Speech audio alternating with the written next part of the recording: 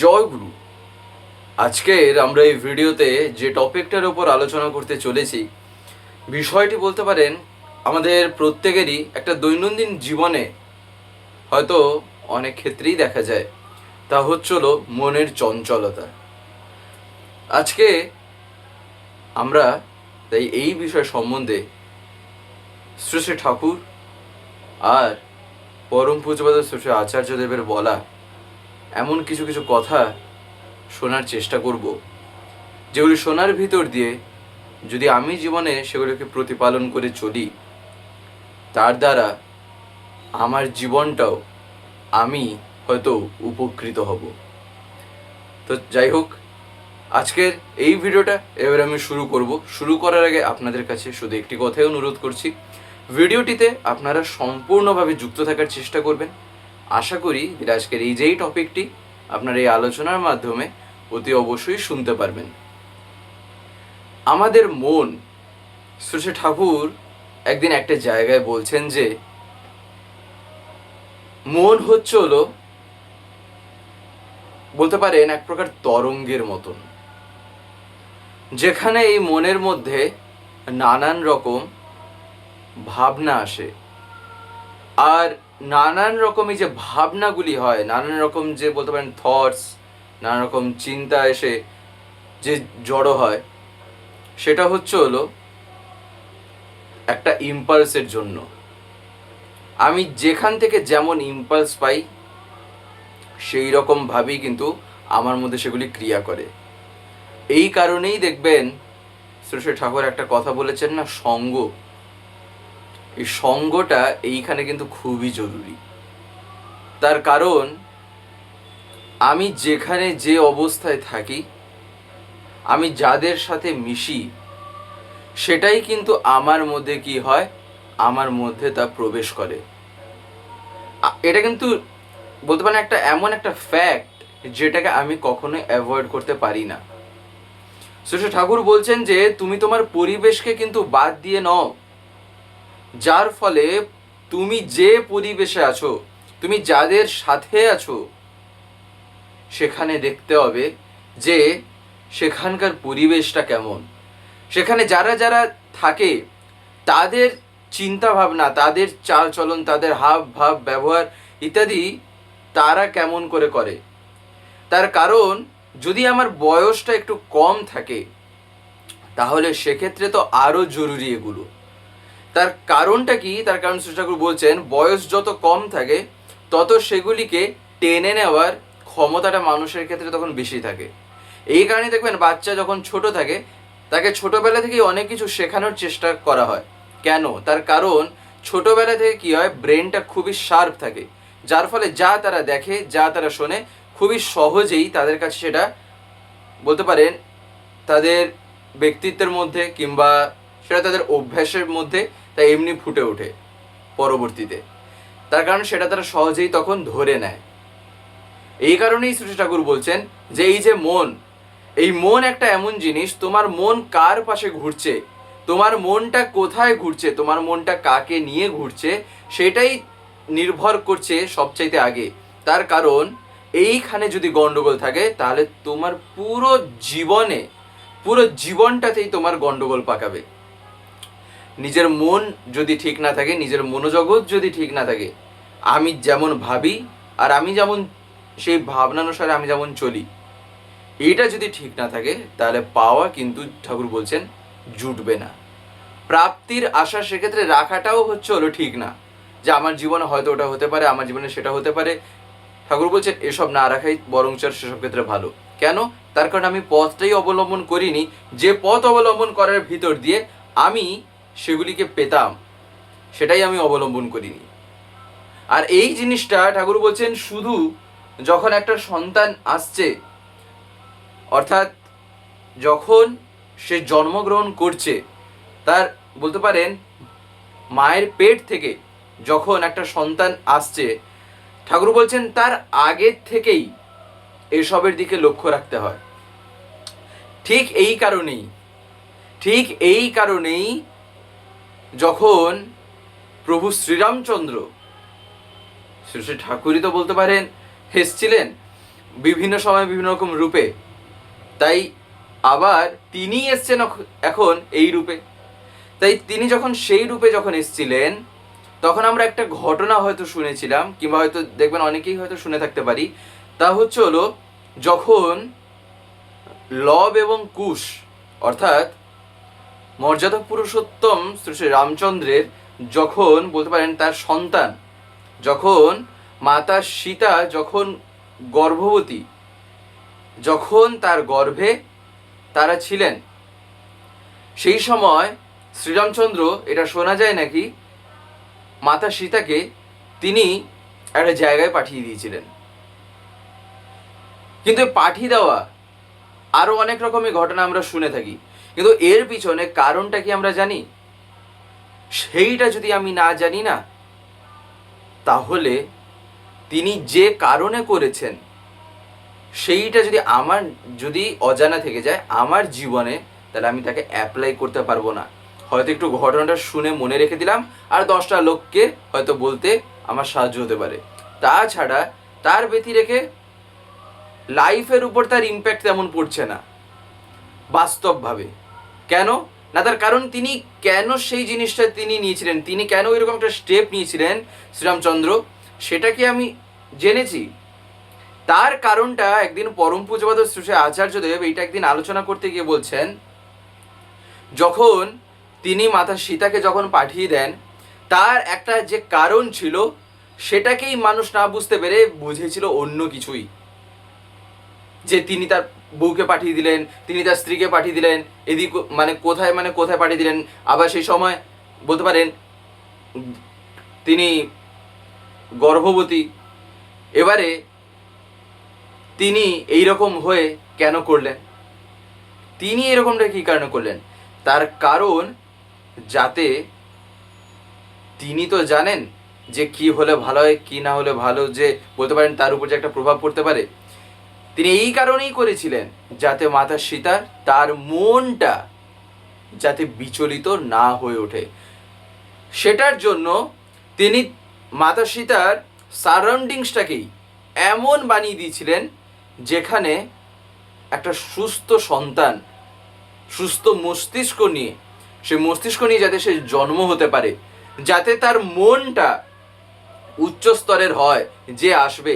এই কারণেই তিনি পাঠিয়ে দিয়েছিলেন, যার ফলে এটা একটা সায়েন্স, একটা ঘটনার পিছনে, যেটাকে আমি গল্প ভাবছি আর যেটাকে আমি ঘটনা ভাবছি, তার পিছনে যে এত বড় একটা কারণ আছে, এত বড় যে একটা বিজ্ঞান আছে, সেটাই যদি আমি না জানি না, আমি সেটাকে অ্যাপ্লাই করতে পারবো না। কিন্তু কেন? তার কারণ এই যে জিনিসটা তিনি যে করেছিলেন, তার কারণ হলো মাতা সীতা যখন রাবণের বলতে পারেন ওই জায়গা থেকে যখন এসছিলেন, যখন ফিরে এসছেন, সেই সময় তাকে তার পাড়াপড়শি সবাই এমন এমন জিজ্ঞাসা করছে, এমন এমন কথা জিজ্ঞাসা করছে, যেখানে হয়তো ধরেন রাবণ তার প্রাসাদটা কেমন ছিল, রাবণ কি করতো, রাবণ ওটা করতো না সেটা করতো, রাবণের বলতে পারেন তার কেমন কি, তার সব কিছু, তার বংশ থেকে শুরু করে বলতে পারেন তার এলাকা নিয়ে, মাতা সীতা যেখানে ছিলেন তাকে কেমনভাবে কি করা হতো না হতো, রাবণ কি করতো না করতো তার প্রতি, এই সব জিজ্ঞাসা করে করে করে করে কি না মাতা সীতার মনটা সব সময় তখন কি হচ্ছে, বারবার হয়তো অনিচ্ছা সত্ত্বেও কিংবা অজান্তে হলেও বারবার সেই প্রসঙ্গ যেহেতু আসছে, লোকেরা বারবার জিজ্ঞাসা করছে, যারা প্রতিবেশীরা আছে, যারা সেই পরিবেশে থাকে, যার ফলে মাতা সীতার মন সবসময় সেই উত্তর দিতে দিতে দিতে দিতে কি হচ্ছে, এমন একটা জায়গায় যাচ্ছে যেখানে রাবণের ভাবনাটা তার মনে তো অন্তত আসছে, নাহলে তিনি বলছেন কেন, বা তিনি বলবেন বা কি করে, যেহেতু তো নররূপে এসছেন। এই কারণেই এইটাকে রোধ করার জন্য, এই জিনিসটা যাতে না ঘটে, সেই কারণে শ্রীরামচন্দ্র পাঠিয়ে দিয়েছিলেন। কেন না? তার কারণ তিনি জানতেন যে এরা যদি এই রকম করে করে মাতা সীতাকে যদি এই অবস্থায় ফেলে, তাহলে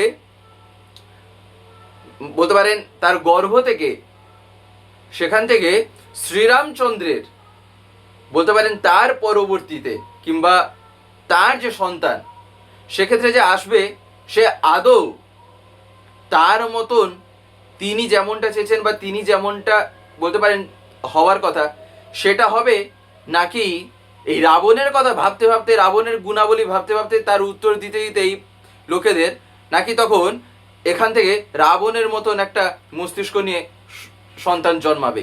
এই কারণে তিনি পাঠিয়ে দিয়েছিলেন। দেখবেন আমরা শুনি না, কোনো একটা জায়গায় পাঠিয়েছিলেন, কোন একটা আশ্রমে পাঠিয়ে দিয়েছিলেন, কোনো একটা বলতে পারেন মুনি ঋষি যারা আছেন কোথায় একটা এরকম পাঠিয়ে দিয়েছিলেন। এরকম আরও বিভিন্ন রকম ঘটনা শুনেছি, বিভিন্ন রকমভাবে এগুলো বলা হয়ে থাকে। কিন্তু তার যে আদত কথা ছিল এইখানে যুক্তিটা, যার ফলে শ্রী ঠাকুর এবারে জোর দিয়েছেন কোথায়, তিনি ডিরেক্টলি এই জায়গায় ধরালেন যে কেন একটা সন্তানের পিছনে তার এত কেন রিজন থাকে, এত কেন বিজ্ঞান লুকিয়ে আছে। আমরা কিন্তু কি করি, আমি ভাবছি এটা বুঝি কোনো একটা পুরনো দিনের কথা, পুরনো মানুষরা এইরকম করতে সে করতো, এখন মডার্ন যুগ, এখন আধুনিক যুগ। বাস্তবে যুগটা কি, যুগটা হচ্ছিল যেখানে বলতে পারেন সময়ের পরিবর্তনে কিছু আমরা দেখতে পাচ্ছি যেগুলো আগে ছিল না, হয়তো এখন আসছে, এইরকম খানিকটা আমরা দেখছি। কিন্তু আলটিমেটলি সময়ের সাথে সাথে চিন্তা ভাবনাতে যদি আমি সেগুলোকে বাদ দিয়ে যদি আমি নতুন কিছু ধরতে চাই তাহলে কিন্তু বিপদ। বরঞ্চ যেটা আগে ছিল, কেন ছিল, তার পিছনে রিজনটা কি, সেটার যদি আমি একটা সায়েন্টিফিক্যালি যদি আমি তার কোনো লজিক যদি বের করতে পারি, যদি আমি দেখতে পাই, তাহলে শ্রী ঠাকুর বলছেন তাহলে সেটা আমি কেন মানবো না। তারা হয়তো তখন সেই জিনিসটা মানতো, কিন্তু হয়তো যুক্তিটা হয়তো অনেকে হয়তো বোঝেনি, হয়তো অনেকে তখন সেরকমভাবে মেনে নিচ্ছে।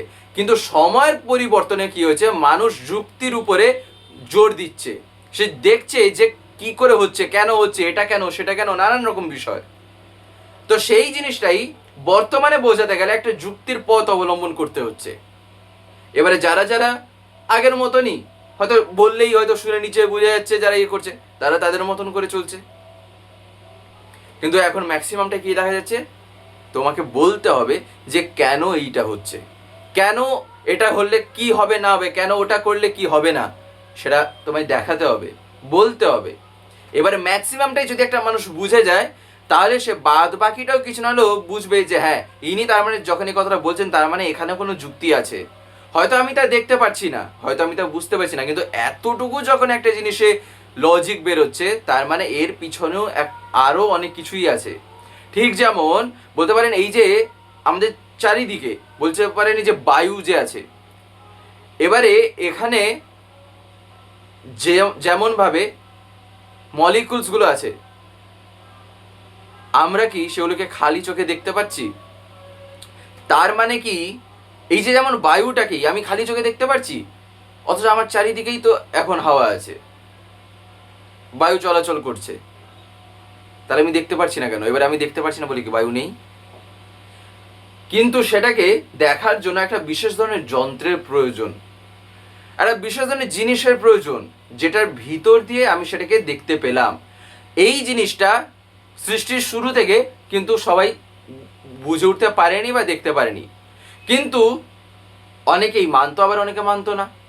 এবারে যারা মানতো না, যখন পরবর্তীতে এরকম একটা যুক্তির প্রকাশ হলো, এরকম একটা বিজ্ঞান বলতে পারেন এমন একটা রিসার্চ হলো যার ভিতর দিয়ে দেখানো গেল, তখন আবার মানছে।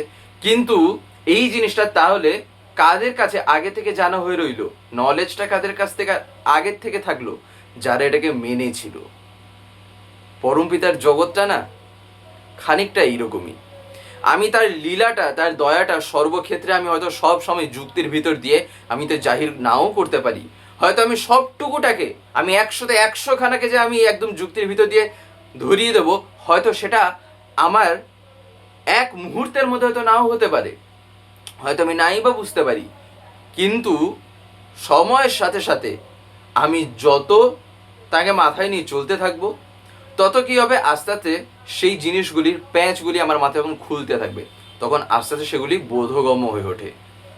এই কারণে এই যে মনের চঞ্চলতা, বাস্তবে মনের চঞ্চলতা শান্ত যদি করতে হয় না, ওটাকে যদি স্থির যদি করতে হয়, সবচাইতে প্রথম সেদিকে লক্ষ্যই দিতে নি।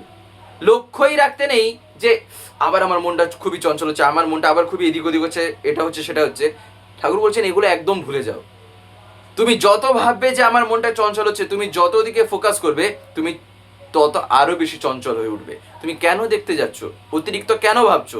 বরঞ্চ এমন কিছু অ্যাক্টিভিটি করো যেখানে তুমি ওই অ্যাক্টিভিটিটা করতে করতে কি হবে, তোমার মধ্যে একটা এমন অভ্যাস হবে যেখানে তুমি ফোকাসড হয়ে থাকতে পারবে।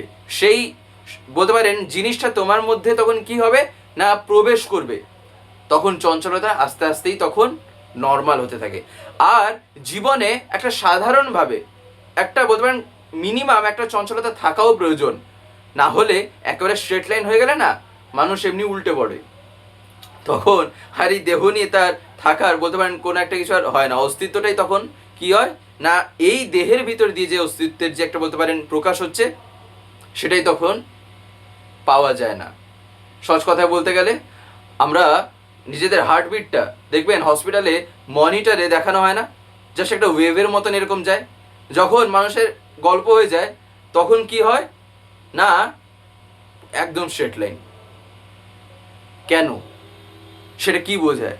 তার মানে তখন সেই মানুষটার বলতে পারেন এই দেহে তখন আর তার সেই বলতে পারেন হার্টটা আর সেই রকমভাবে চলছে না, হার্ট আর বিট হচ্ছে না তেমন করে। এই যে আমরা হার্ট বিট বলি, ঠিক আমাদের মনের তরঙ্গটাও তাই। মনের মধ্যে সেই তরঙ্গ যদি সরল রেখা হয়ে যায় না, তাহলে সে মানুষটা মানে বেঁচে থেকেও না বেঁচে থাকার মতন একটা কেমন যেন হয়ে যাবে। কেন? তার কারণ তার মনের মধ্যে তো কিছুই আসছে না, কিছুই হচ্ছে না, কোনো প্রভাবই পড়ছে না, না পজিটিভ না নেগেটিভ, না এদিক না ওদিক, কিছুই না। তখন জীবনটাই যেন মনে হবে একদম অসাড় হয়ে যাচ্ছে। তাই চঞ্চলতা থাকবে না তা না, চঞ্চলতাটাকে আমি নিয়ন্ত্রণে কতটুকু আনতে পারছি সেটাই হচ্ছিল দেখার বিষয়, সেটাই হচ্ছিল দেখতে হয়। কিন্তু সেদিকে বেশি অবজার্ভ করলে কিন্তু হবে না। তাই শ্রী ঠাকুর বলছেন যে মনের চঞ্চলতা যদি দূর করতে হয়, সবচাইতে প্রধান পথই হচ্ছিল, সবচাইতে শ্রেষ্ঠ পথ নিজের জীবনে জীবন্ত আদর্শকে গ্রহণ করে, যখন আমি তাকে নিজের জীবনে গুরুরূপে মনোনীত করেছি, তাকে যখন আমি খুশি করার জন্য তার কাজে যখন আমি লেগে থাকবো, আর প্রত্যেকটা কাজের মধ্যে যখন আমি অনুভব করার চেষ্টা করছি যে এই কাজে আমি তাকে খুশি করার জন্য, সেই কাজটাও করছি আমি তাকে খুশি করার জন্য, এই সব কিছুতে তিনিই আছেন, তখন এরকম কি হয়, মনটা তখন তাতে বলবেন কেন্দ্রায়িত হয়ে ওঠে। যার ফলে মনটা তখন আস্তে আস্তে সেই চঞ্চলতা, যেটাকে আমি অ্যাজ এ ডিজিজ মনে করছি, বলতে এক প্রকার একটা ব্যালেন্সড লাইফ মনে করছি না, তখন সেটা আস্তে আস্তে ব্যালেন্সড হয়ে যায়। একবার পরম পূজ্যপাদ শ্রী আচার্যদেবের কাছে এক দম্পতি এসছেন তার এক মেয়েকে নিয়ে। নিবেদন কি করছেন জানেন? তার মেয়ের মনের চঞ্চলতা এতটাই, তার মন এতটাই চঞ্চল, কোনো কিছু উপায় নেই, কোনো কিছু আর খুঁজে পাওয়া যাচ্ছে না যে কি করে সে শান্ত, কি করে সে স্থবির হবে, কি করে তার মনটা এতটা চঞ্চল হচ্ছে, কি করে ঠিক হবে না হবে। তখন পরম পূজ্যপাদ শ্রী আচার্যদেব কিছু কথা বলছিলেন। কিছু যে কথা যখন বলছেন, সেই সময় তার বাবা তিনি আলাদা একটা কিছু করছিলেন। সঙ্গে সঙ্গে আচার্যদেব জানেন কি বলছেন? তিনি বলছেন আমি শুধু এই কারণে এটা দেখালাম, আমি এইটাই দেখাতে চাইছিলাম যে এর মনের চঞ্চলতাটা আকাশ থেকে আসেনি, এটা আপনার ভিতর থেকেই এসছে। তাই আপনি ভাবছেন কি করে যে আপনার মেয়ে যে চঞ্চল হবে না, চঞ্চলতা যে মানে সীমা পেরোবে না, তার কারণ আপনি দেখেন কেমন এতটা চঞ্চল। আমি বলছি অথচ আপনি এদিক ওদিক তাকাচ্ছেন, এদিক ওদিক কি হচ্ছেন, কাকে ডাকছেন, কাকে কি করছেন না করছেন, তার মানে এই জিনিসটা আপনার কাছ থেকেই এসছে ওর মধ্যে। তাই এটাকে যদি শুধরাতে হয়, একটাই পথ আর বাকি, আপনি আগে ঠিক হয়ে যান। কেমন করে আপনি আপনার মধ্যে সেই চঞ্চলতাটাকে কি করে ঠিক করতে পারবেন, সেটার পথ যদি আপনি খুঁজে যান, তাহলে আপনার মেয়ের এমনিই ঠিক হয়ে যাবে।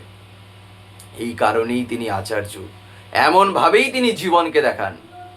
যাই হোক, আজকের এই ভিডিওটা আমি এখানে শেষ করবো। শেষ করে আপনাদের কাছে একটি কথা বলবো, যদি আজকের ভিডিওটা আপনাদের ভালো লাগে তাহলে একটি লাইক করে দেবেন, সবার ভিতরে শেয়ার করে দেবেন, কেমন লাগলো নিচে একটি কমেন্ট লিখে জানাবেন। আর যদি চ্যানেলটিকে কোনো সাবস্ক্রাইব করে না থাকেন তাহলে অতি অবশ্যই চ্যানেলটিকে সাবস্ক্রাইব করে পাশে বেল আইকন প্রেস করে অল করে রাখতে একেবারেই ভুলবেন না। আর এরকম বিভিন্ন নতুন এবং ইন্টারেস্টিং ভিডিও সবার আগে পাওয়ার জন্য।